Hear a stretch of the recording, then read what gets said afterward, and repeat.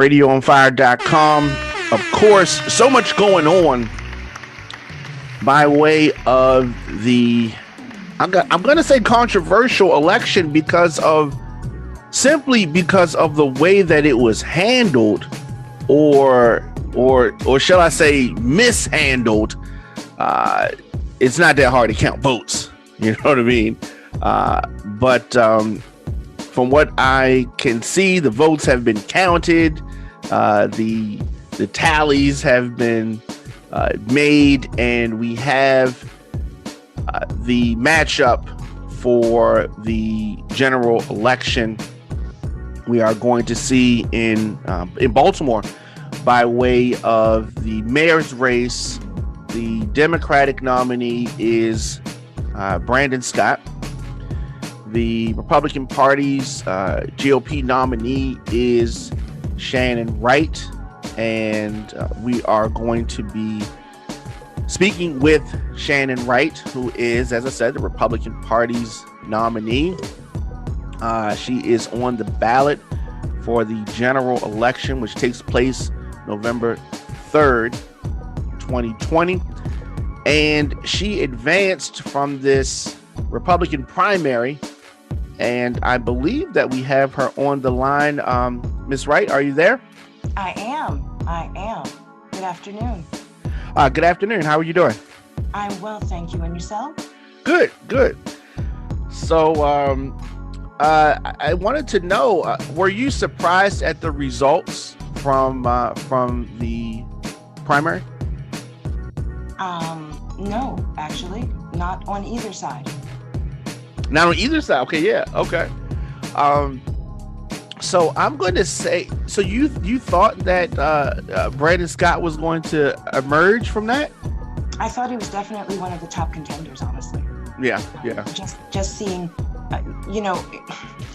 in running for office, if you are tone deaf, you should not do it.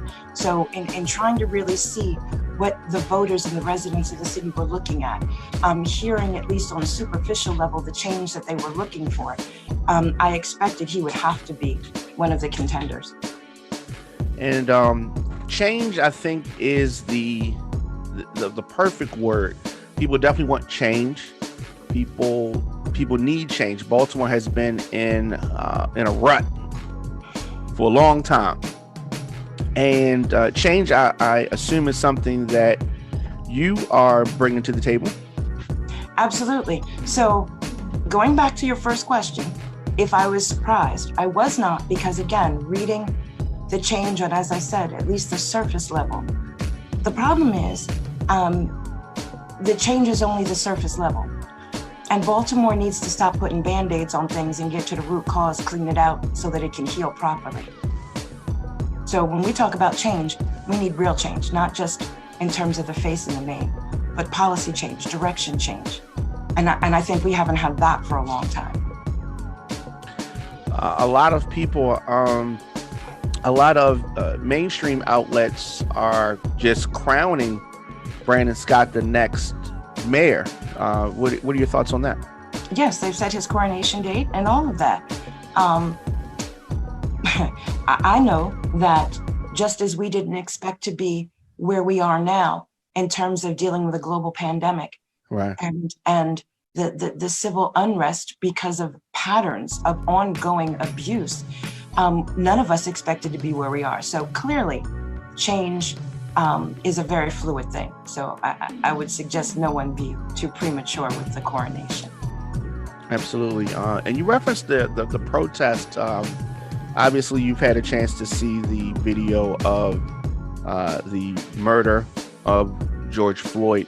What were your thoughts on that video? It was really, really hard to watch. Yeah. I raised two boys, and being that I'm Black, clearly they are too. So there's some conversations that Black mothers have to have with their sons that are just an extra level of world preparation that they need. And that is really unfortunate. But to assume that that's no longer the case is a dangerous assumption.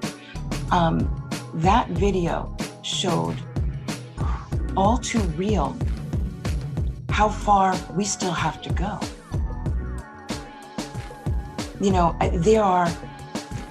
When you raise your children, there are certain things you want to see them do better than you did. You want to see them be successful. There are things that you want to see. But depending on where you live and the color of your skin, you just want to see them come home at the end of the day. Yeah. That should not still, in this day and age, be a major concern. And so from the ashes of that tragedy and countless other tragedies, there has been a lot of pushback at the police. Some people are saying defund the police, all types of catchphrases out there.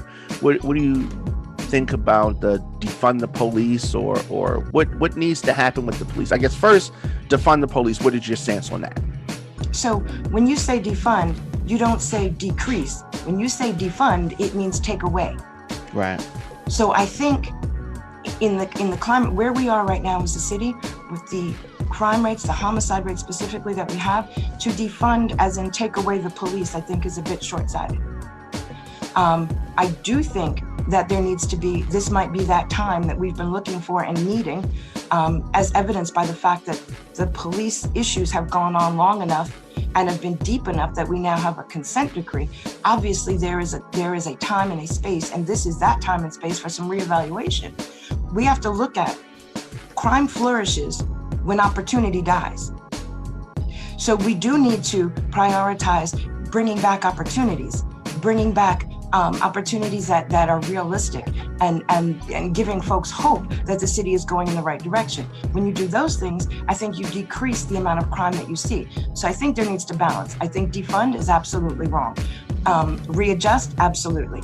Prioritize filling some of the gaps that past administrations have allowed in terms of seeing opportunities leaving the city. We absolutely have to fix that. And yes, it will take funds to do it. So I think that there is some opportunity for realignment, but I absolutely would not say defund as in take away. So we say realignment. Some officers mysteriously do not turn on their body cameras. And the only reason that we have the visuals of the Floyd murder is because bystanders put their cameras on. But let's say that this happened and we didn't have video. We wouldn't even know about it. You're right. You're absolutely right. I think going back to the body cam, it's there for a reason, and it should be on at all times, unless of course you're engaged in something that you don't want people to see. Right. I agree with that. So as far as Police Commissioner Harrison, I think we've had enough time to give him a grade or be able to assess the job that he's doing. What are your thoughts on Police Commissioner Harrison and the job that he's done thus far? Well, I'm one that likes to give a fair and unbiased perspective, and being that the commissioner nor anyone from the police has bothered to respond to my numerous attempts to reach out, my perspective is simply what I've read and heard, which is not always the most accurate assessment. That being said, I think the numbers themselves say we're still not going in the right direction. Right. I mean, you can have an opinion based on personality, you can have an opinion based on facts, and the facts are the numbers, and the numbers say we ain't going the right way yet. So does he need to go? If you are elected mayor, what kind of conversation are you having? Are you giving him the pink slip? So once elected mayor, it is my intention to have that real quick heart-to-heart with all of the agency and department heads, that all will be given pink slips and given the opportunity to reapply and prove why the taxpayers, not me, that taxpayers should continue to support and pay them. We have a lot of agencies where we're not seeing what we should be seeing: public works, education, police department, crime, safety, a whole bunch of areas. And I think it's time for folks to actually have to be able to defend the argument of why they should continue to be spending your hard-earned dollars. Agreed. couple of other things I want to ask you about with regards to the police. Where do you stand with no-knock warrants? So I kind of believe that everyone has some rights. And when you do things like that, you take away those rights. Now, I understand crime is high, and police sometimes say, well, we need to have these things that give us that extra edge. Right. And I might, forgetting the fact that I'm Black, and I've seen how that turns out, okay? If I did not know for a fact that there's a lot of times where these no-knock warrants are served at the wrong address, I might also be more inclined to consider it. But I think that there are some internal things within the police department to make sure their accuracy is at 100% before I could even entertain the notion. There are too many issues of folks that were attacked in their own home, literally because they were in the wrong place. So I think there's some internal things before you can even look at giving that kind of power and authority. You have to have the trust that it will be used properly. And I don't think we're there. Agreed. I definitely agree with that. So for people that are not familiar with you, maybe seeing you now for the first time, what separates you? What is different about you than what they would get from Brandon Scott? Oh, I don't know if you have enough time left in your show for all that. Let's start with this. I understand being here in Baltimore. Baltimore is my home, but I've had the opportunity to work outside of Baltimore and outside of Maryland. A lot of the problems that we face here in Baltimore, we're not an anomaly. You find them in other cities. You find them in parts of Atlanta, parts of Chicago, parts of LA, parts of New York. And I've had the opportunity to work in those cities to be able to get a perspective that's outside the box. The last several administrations like the box, they like the comfort zone, they like to stay in the box. That's not where you find the solutions. If that was the case, we wouldn't be in the direction that we are.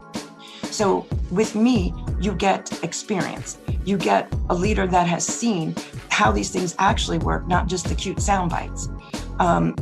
You get a leader that understands that most of us, for the most part, have more in common than that separates us, and can work to find common ground and understand how that really works. You get a leader that understands also that unlike the phrase that you hear in Baltimore about power comes from a seat at the table and the Democrats provide that, those of us around long enough to understand the true concept of power realize that power doesn't come from a seat at the table. Power comes from a seat at all the tables. And we need leadership that understands that and is willing to negotiate and communicate to bring home all the resources available, not just some of the resources available. We've allowed the folks that we represent, elected to represent us in Baltimore, to bring home crumbs and been satisfied with that. I don't want the crumbs. Baltimore doesn't need the crumbs. We deserve more than the crumbs. We need a leader that understands this is where the resources are and this is where they're going to get them, period. So what is the biggest problem in Baltimore? There are a couple. I don't think I could narrow it down to just one. Again, the thing that a lot of folks focus on is the crime. But to fix the crime, you got to fix the two behind the scene issues that add to the crime. And one is education. And one is economic opportunity. See, when you starting out at a lower economic bracket, which is where I started out at, quite honestly, you learn pretty quick that the one way out of that is education. We're not providing that here, not successfully, not a quality education. That's number one. And number two, economic opportunities. We are not doing the things, we've allowed the leadership in the city to not do the things for several administrations that provide an economic climate where jobs come here because companies come here and companies stay here and they grow here, and providing an opportunity for folks to get jobs that come with a paycheck that they can support a family on. We've allowed our leadership to let that ball drop. So if you fix those two, you go towards fixing the crime. So, a registered Democrat, is not usually inclined to vote for a member of the Republican Party. It definitely happened in 2016. You had a lot of Democrats voting for Trump. So for you to win, you would need Democrats to support you. Yes, I would. I'm sorry. My partner, my campaign manager is here with me today. I apologize. You would need for them to support you. But in order for that to happen, I would assume that you would have to show them that you would do some of the things that would help them. The vast majority of this city is a registered Democrat. Where do you sit with regards to traditional conservative views versus a Democratic view of things? Okay, so I'm kind of actually glad you asked that. First of all, I would say voting party is one of the problems that we've had. Don't vote for the party, vote for the person. And vote for the person that seems to be more in line with where you come from, who you are, and where you want to go. That's number one. And number two, because that is how I operate, I don't need labels. So when I look at somebody, I want to know who you are. I want to know what you think. I want to know what you value, because you can't represent me if we don't have some common ground.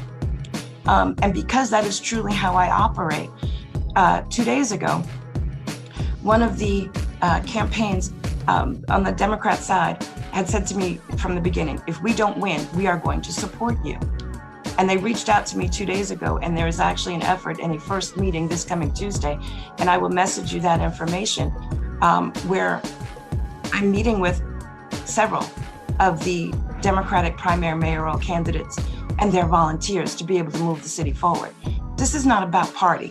This is about policy that's going to benefit people. If you vote strictly party, you're going to continue to vote the way you have. You're going to continue to get what you've been getting.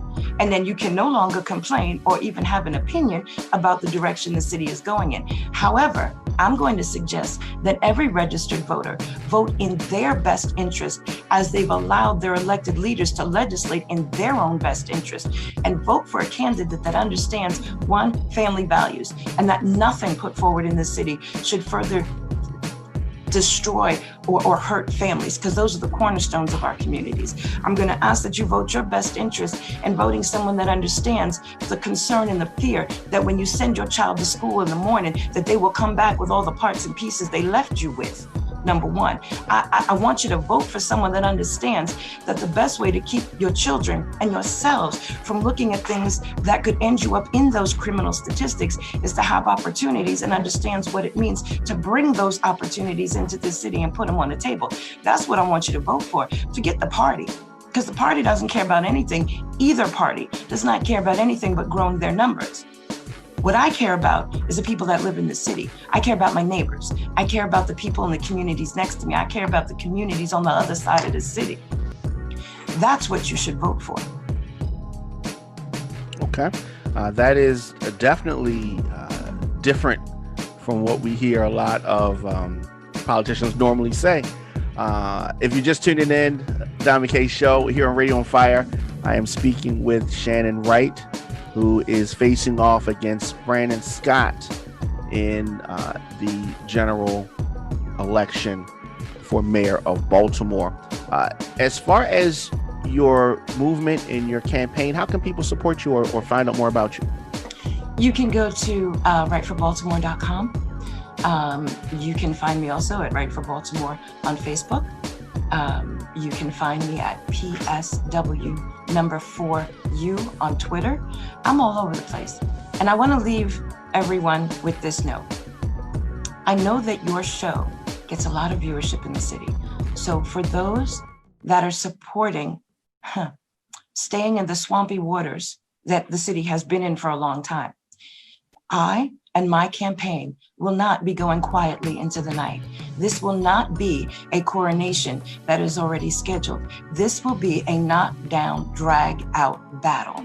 I will not allow myself, my neighbors, my community, and all of these communities to continue to be taken for granted by one party leadership that has led us down the hole where we are looking at crime rates that are off the chart, poor performing schools, taxes going up, return on net interest and quality of life going down. We're not gonna have that no more. And I, as a Black woman who has always been Black, grew up with a mom that was a single teen mom in the hood, understands I know how to fight.